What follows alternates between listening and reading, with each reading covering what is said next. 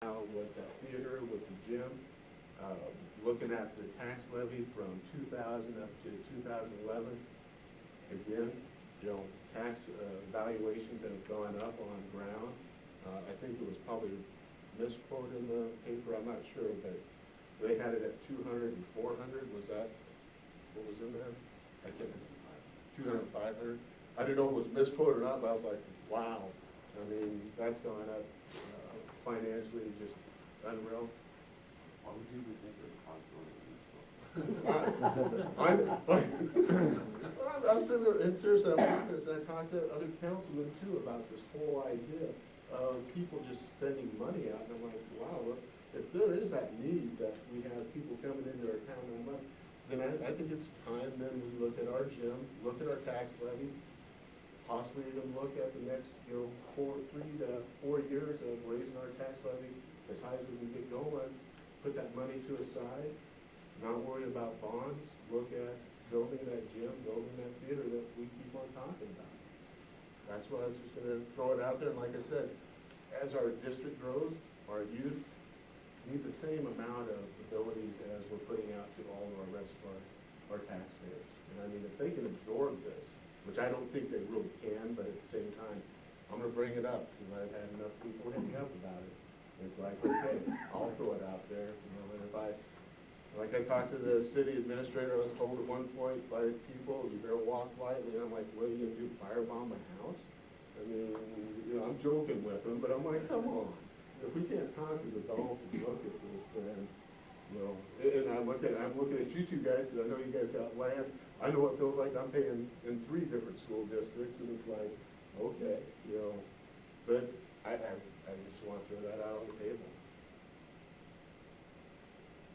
Like I said, with downtown gym especially, I really believe that we up it and really make it look presentable. Maybe to hold our city to a higher standard of, use, who actually cleans it. I mean, I hate saying this, Mark, but I went through it and I really did look at it, and I was like, I know exactly what would be told to myself out there as an administrator of the state facility. If my gym looked that way, I can give them 2 options, and I don't like either option, and sometimes you just gotta say, okay, fine. Well, what we do is, I think we tell teams for basketball, we don't even use the locker rooms. We tell them that they come up here and everything and shower, because a lot of the stools and showers and anything don't work. And the floor is still in pretty good shape.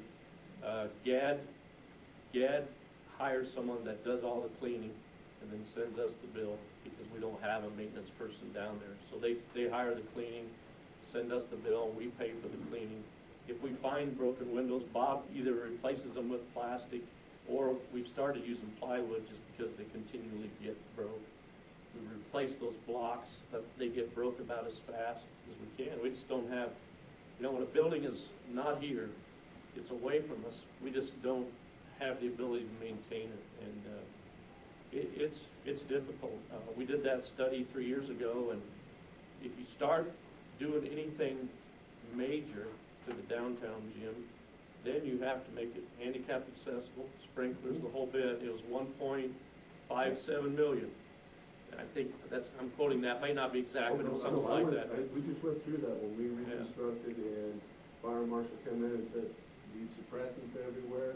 Guess what? That's another $500,000. What?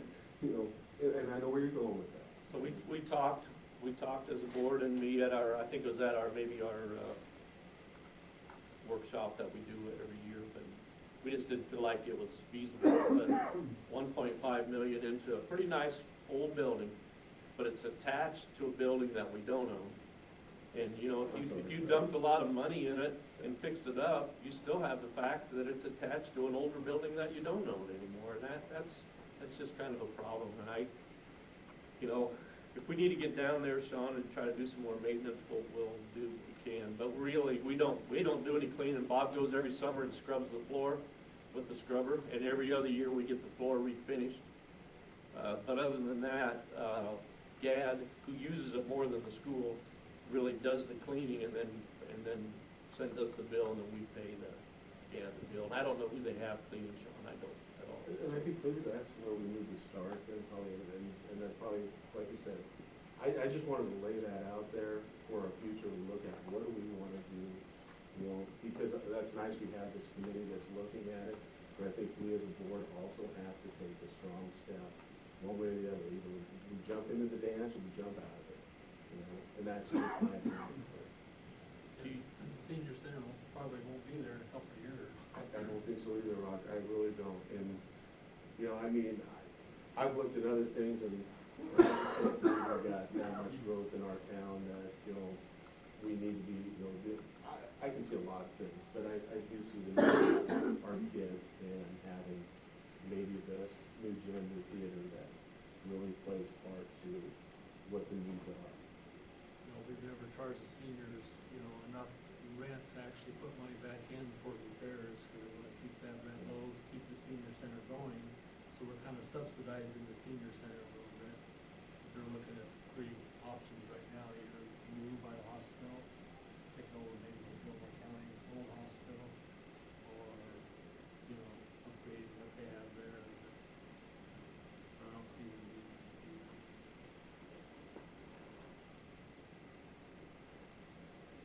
Any other questions or discussion on that? Thank you.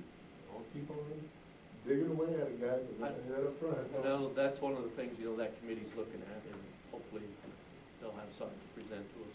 I never could understand either, though. I've played that ball down there for 20 years, and I could never understand why no maintenance, no upkeep was done in that building. I mean, if you guys went upkeep your house for 20 years, what would they look like? You know, the school let that thing go, and I think they did it on purpose because they want a new gym.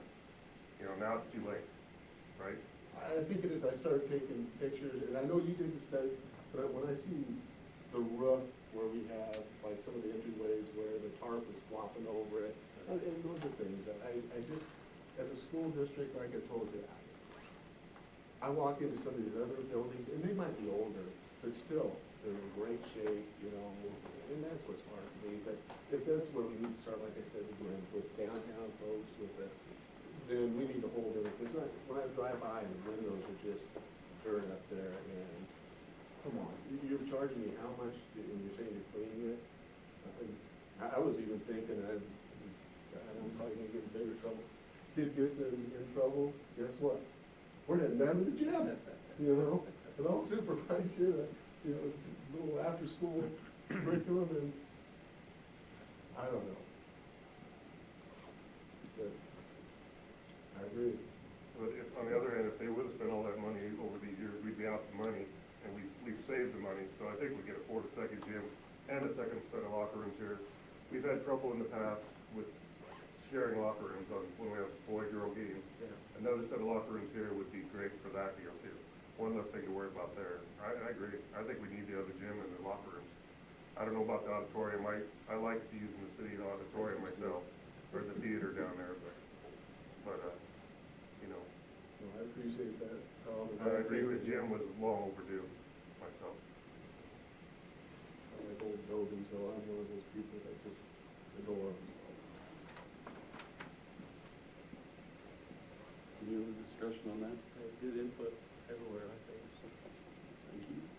Move on to 7C, the Nebraska Association of School Board report. This is according to the convention. Is that the only one? Yes. You were in. The thing I noticed the most was you look out in the audience and the workshops.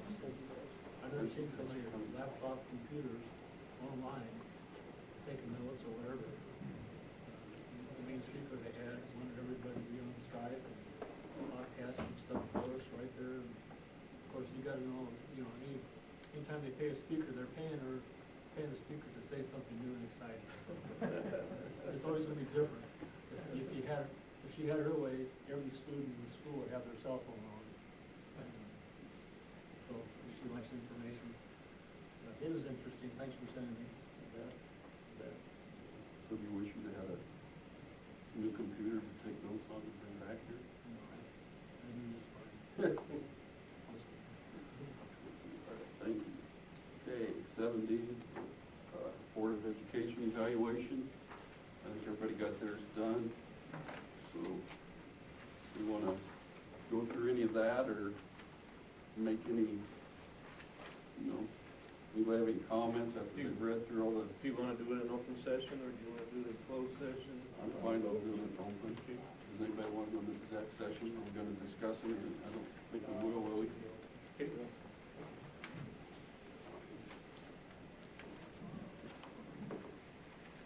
As I said, I'll jump out there. There was only a few areas that kind of fit that I highlighted, and I highlighted this when we went into the 2-point area, which is acceptable.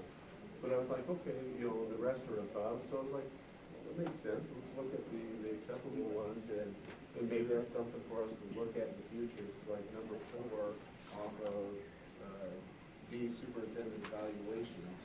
That'd be the 3rd page there. That's one thing, I gotta get these numbers.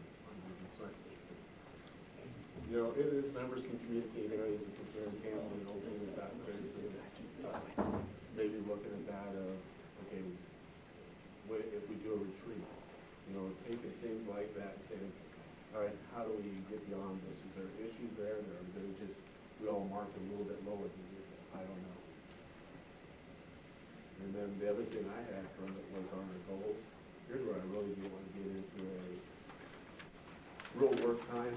One of the things I was watching with Grand Island, very impressed with their school board meetings. They talk about putting in as members. Each member puts in at least 10 to 12 hours a month on school board issues.